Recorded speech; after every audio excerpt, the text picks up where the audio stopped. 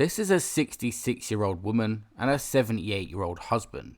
She stabbed him to death and then called the police in the middle of doing it, and after was captured in her arrest. Madam, how many times have you stabbed him? I did the once. You did the once? And then he said I wouldn't do it again, so I did it twice more. So, okay. So in total, how many times? 3 times. 3 times, okay. Once I thought I'd get his heart, well, he hasn't got one, and then twice in the abdomen, so... Just step outside for me a minute. Can you come outside? Yes. Thank you. He's on the kitchen floor. Okay, at this moment in time, okay, if you just listen to my colleague, under arrest for suspicion of attempt murder, mate. Under arrest for suspicion of attempt murder. You do not have to say anything, but it may harm your defence if you do not mention when questioned anything you later rely on in court. Anything you do say may be given in evidence. Yeah. Could I get my coat? Just bear with me 2 seconds. In there. I admit it all. Alright. Just get them. Alright, I want to go in. Alright. No, so, he's on the kitchen floor. Can someone just stay with Devon while I go in? There's nothing nasty, and I'm certainly not. My coat's in the... Yeah, just wait 2 it's a bit seconds. hot. Alright, you okay? You alright? With any luck, you'll be too late. Alright. What's your name, my love? Well, I'm called Penny, but Penelope Jackson. And do you live here?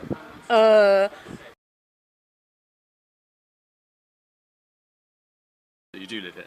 Yes. Can I get my coat? We'll get you a Right, coat. get the ambulance in. Pronto, we need Oh, CPR. don't. No, please don't. Yeah, we need I the should ambulance have in. stabbed him a bit more. We've got CPR being done at the moment. Right. Yeah. Yeah. Penelope, come with me, mate. For my keys. Shoe. For your I band, okay? Yes. I stabbed him once because he's a... No, I'm going to send them all out. He's an aggressive bully and nasty, and I've had enough. And when he said you wouldn't do it, I did it twice more. Coats in. What colour's your coat? In the front. Yeah. Grey wardrobe. Okay, it might be a while, alright, but I'll try and get... There's obviously a lot going on, okay? Oh, but with any luck, it'll be too late. Penelope, my advice is don't talk about it now, okay? No, I have no intention of not agreeing to what I've done. Okay. I know what I've done. Alright. And I know why I've done it. And if I haven't done it properly, I'm really annoyed. Alright, Penny. I'm further arresting you for murder. Oh, good. I've already cautioned you, so your necessities for your arrest is for a prompt and effective investigation and stop further harm. Sorry, that one's a bit tight. So, This Penny, one's- We're gonna we're going to move them We'll to do the rear it in in a a minute. moment. The DO's just come out to check your temperature, and then we'll move you in. And then mind we'll your go head. from there. Just stay there for the time being. All right. I wouldn't buy my slippers. Alright. I'm not Do you want her out? exactly. Yeah. Alright, step out, mind your head. Yeah. Rightio. I'm very sorry for being a nuisance. No, I've just got to take a temperature, okay? Yeah. Oh, that'd be just really great. Get COVID on the top of this.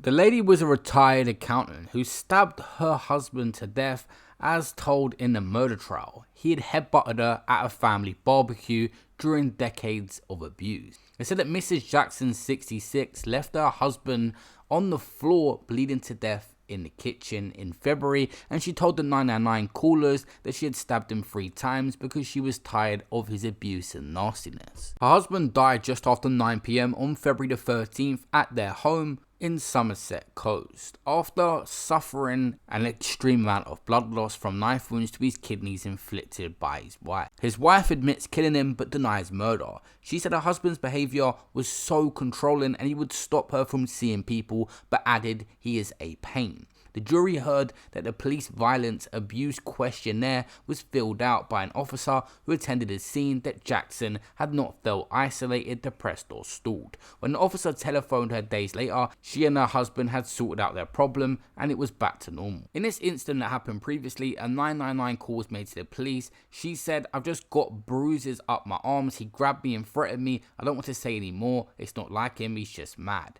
The jury heard that Mrs. Jackson was upset when the police arrived at her home, and the officer told her the incident would be recorded as an assault and they should not be under the same roof on that night. But like I said, after they said they had sorted out their problem, but clearly not, because it went too far when she ended up taking his life.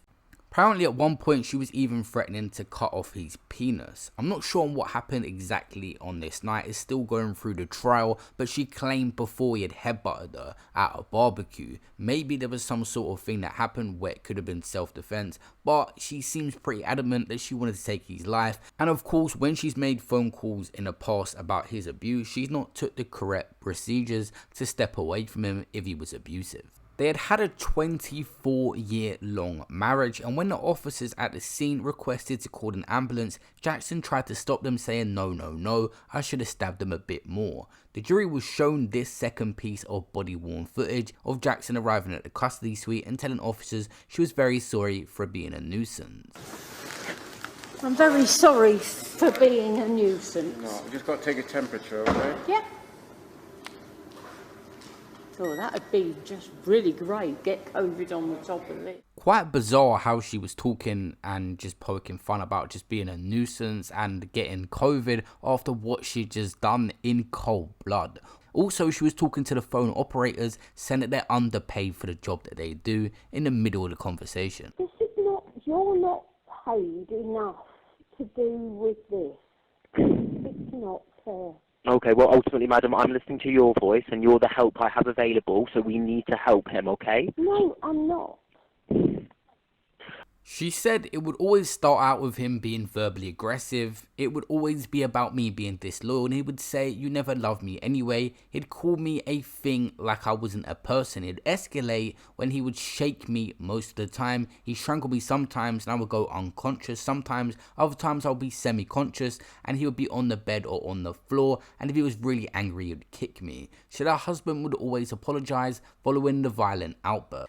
Jackson explained to the court it was not clear what would trigger her husband's anger in the later years of their marriage. That's it for this video. Make sure you drop a like and subscribe with that notification bell to stay updated on this trial, and I'll tell you guys her sentencing and the rest of the case. See you in the next one. Peace out.